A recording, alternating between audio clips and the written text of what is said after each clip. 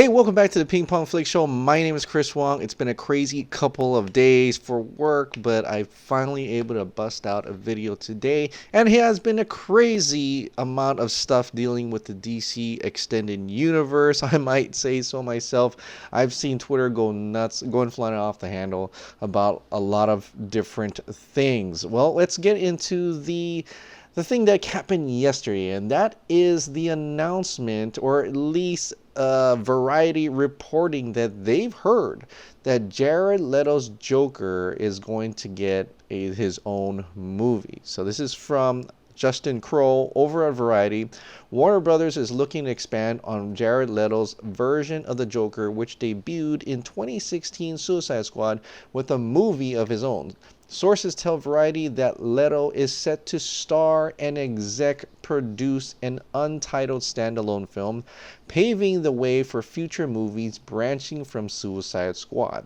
Plot details are currently unknown, but the studio's ideas to expand on the world created by Suicide Squad and tie into future installments of that property. Warner Brothers already announced that Margot Robbie's version of Harley Quinn would be getting her own movie with a Birds of Prey feature, and the next goal was setting up a film for Leto's Joker. When Warner Brothers announced last fall that it was developing a Joker origin tale from Todd Phillips' studio, emphasized that this did not mean the end for Leto's Joker. Rather, Phillips' film would fall under a new Origins banner that would be separate from the current cinematic DC universe. This new banner would allow multiple actors and versions based on the same character with no overlap, and Warner Brothers has already tapped Joaquin Phoenix to star in Phillips' Joker pick. Now that is very, very interesting. So they're still going to play that multiverse thing if these reports are true. And if these reports are true that Jared Leto will have his own standalone film, that coincides with that little biographic description. Why do I say biographic? The job description for Walter Hamada on Warner Bros. Website, where he's developing, helping make superheroes and super villain movies, and Joker would definitely fall under super villain. I would think he wasn't that great super in Suicide Squad. That Oscar award winning actor was really underutilized in Suicide Squad.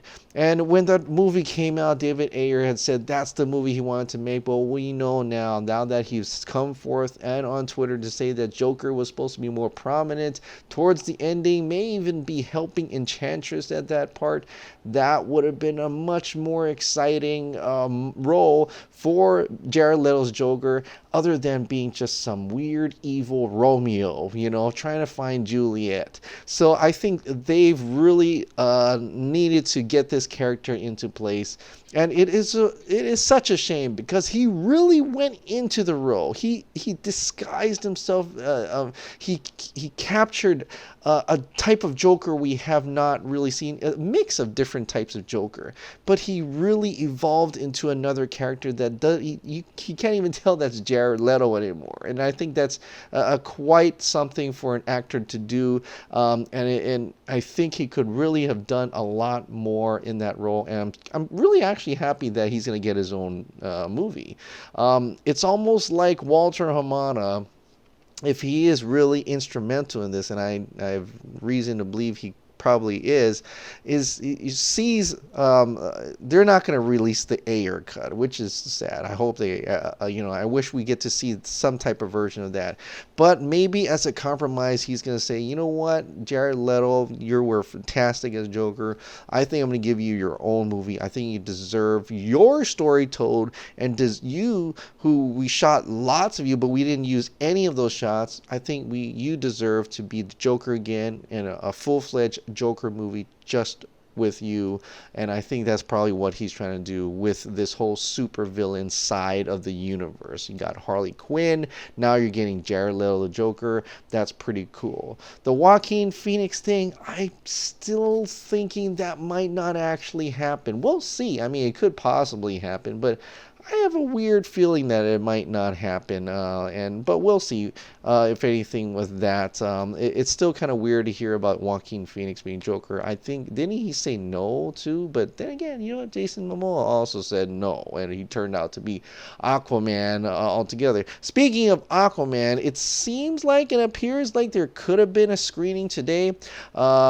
Folks like Jeremy Conrad has said there's going to be an Aquaman test screening today on Wednesday, and this person named Amanda Spencer had tagged me on it, but said I may or may not have attended an Aquaman screening today. Can't say anything. I will not tweet spoilers. Upside down smiley face. She had a picture of the Warner Brothers studio lot and an area with benches, and my first thought was like, they make you sit on benches watching these test screenings? What's wrong with them? How can you sit through 2.5 hours sitting on that thing?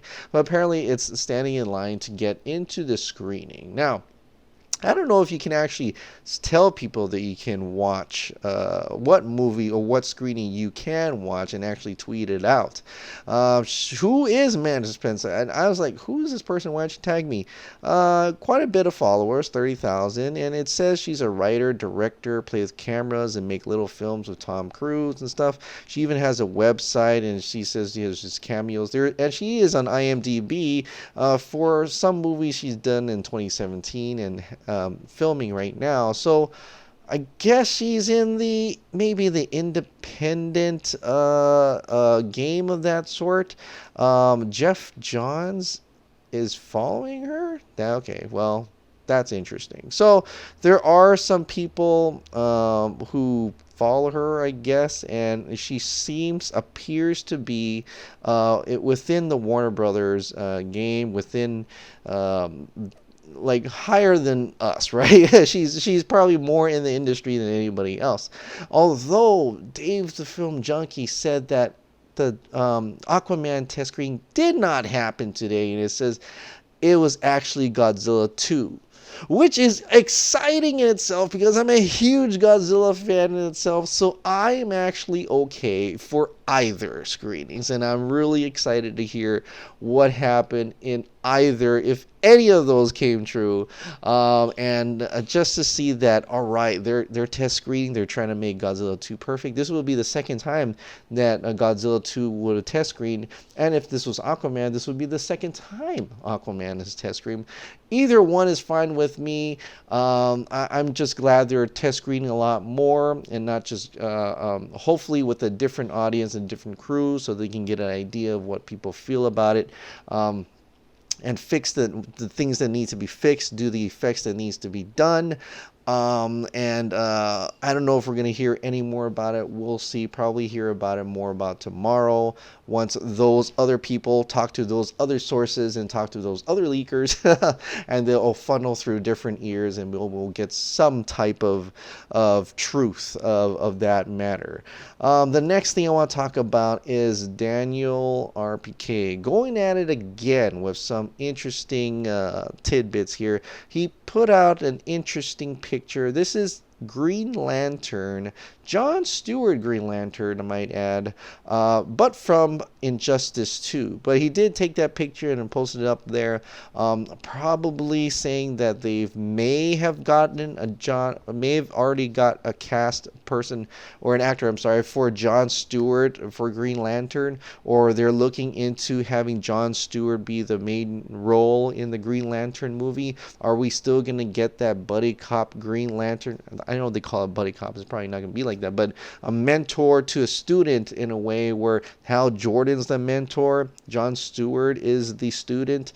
Are they still looking into that type of movie? Or what is he actually, or is he just playing with us? He's just trolling us altogether because he has that type of power he knows now, right?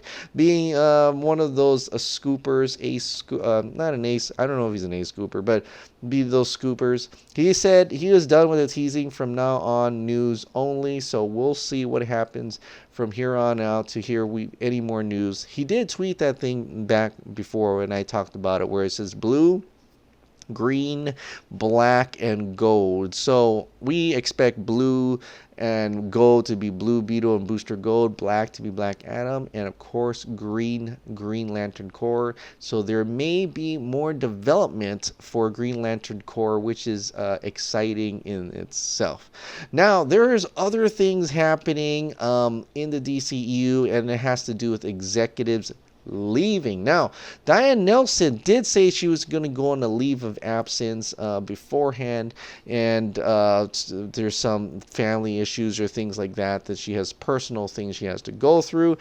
She has been on leave since March. Now, when I first saw that article where she's on leave of absence, my mind automatically went to, that's just what they want you to know. But in actuality, she's probably using up her vacay or something, or actually left a lot earlier, and they're just going to do an official announcement today instead of before, so it doesn't look like they're in like a chaotic mode here where everybody's, because as you know, that whole situation has changed. Walter Hamada stepped in. He also got a VP.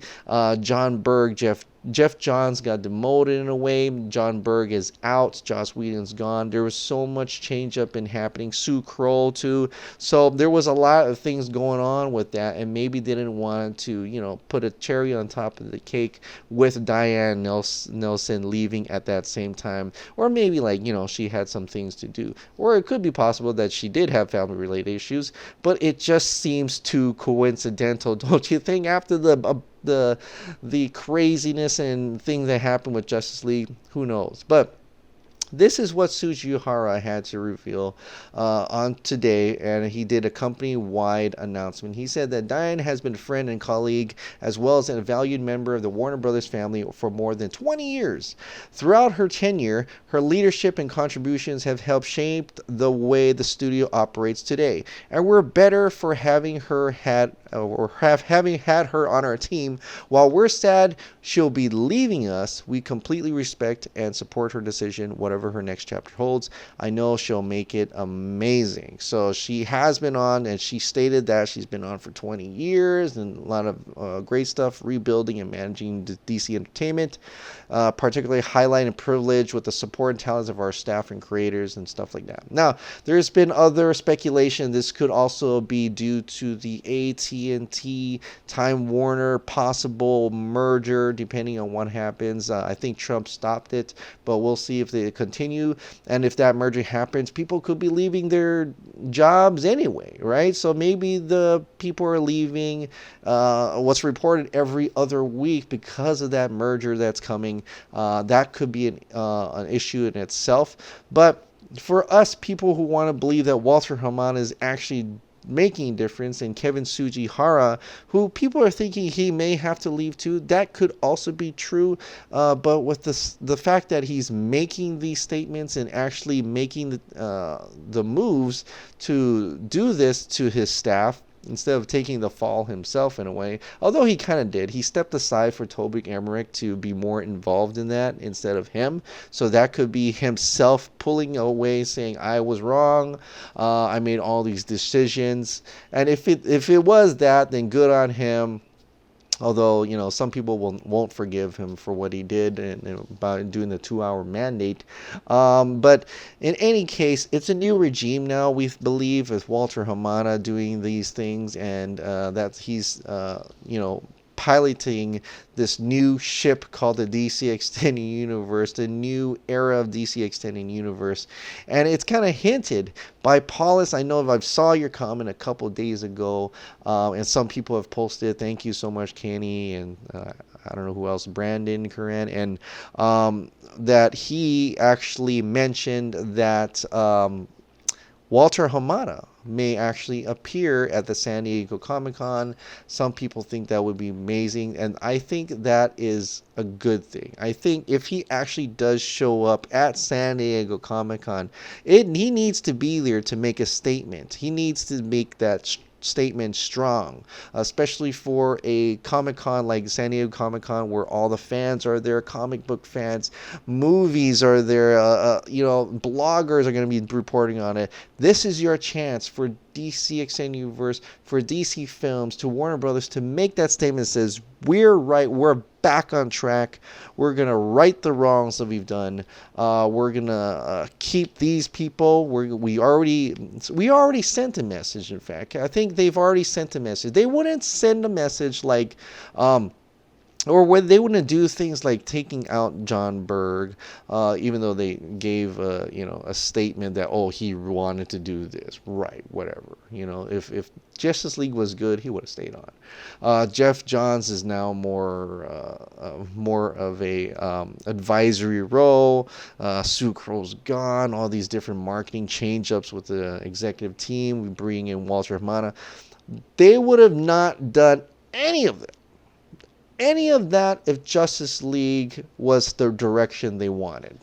Okay, if this Justice League was the direction they wanted, none of this would have. Kevin Sujif would have even made a statement saying, we made a mistake and we shouldn't copy Disney. He wouldn't say that if they knew that was the right direction, right?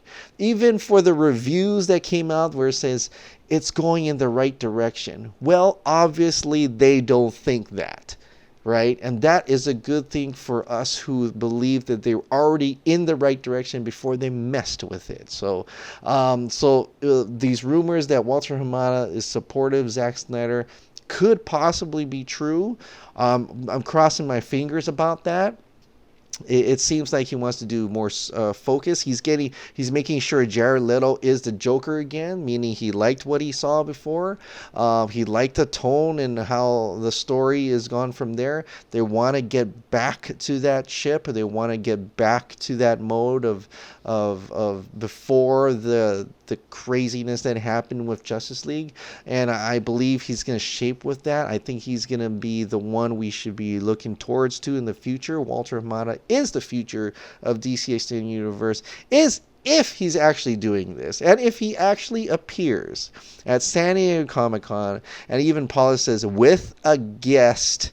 Who that guest is, I have no idea. I hope it's Zack Snyder there to announce the Snyder Cut, and if that is, I will lose my mind. I will totally lose my mind. I'm going to be crying. I'm going to be in shock. I'm going to be standing there, I'm not going to be there, but like every San Diego Comic-Con, sitting on my couch, throwing to Twitter and trying to get the live feed or, Twitter feed as quickly as possible. And, man, if that happens, it will be one of the greatest days of my life in seeing a comeback like that for the DC Extending Universe. By the way, I want to shout out to Fran at Delter_Fran made this really cool video for the event of hashtag release the Snyder Cut, which is going on June 12th. Make sure you look at your time zones. And he puts the score in there from Man of Steel. It's really cool. It's captured some images from Batman v Superman. The fight continues. I tweeted out, retweeted out. Check that out. It's really cool. I even got my picture in there. We got Dave Film Junkie, got John D, got Fiona. It's really cool. Thank you so much for that. It's a great Snyder Cut montage for a June event, done very well. And hopefully this gives a lot more awareness. That's what Zack Snyder wants, right? He's been telling us more awareness, more creative awareness could create change, and I really do believe we can make it happen. And Walter Hamada, once again, if everything we've heard is true, he is the future captain of the DC Extended Universe. All right, guys. Well, thank you very much for subscribing, and thank you so much for watching. I'll see you next time. Bye.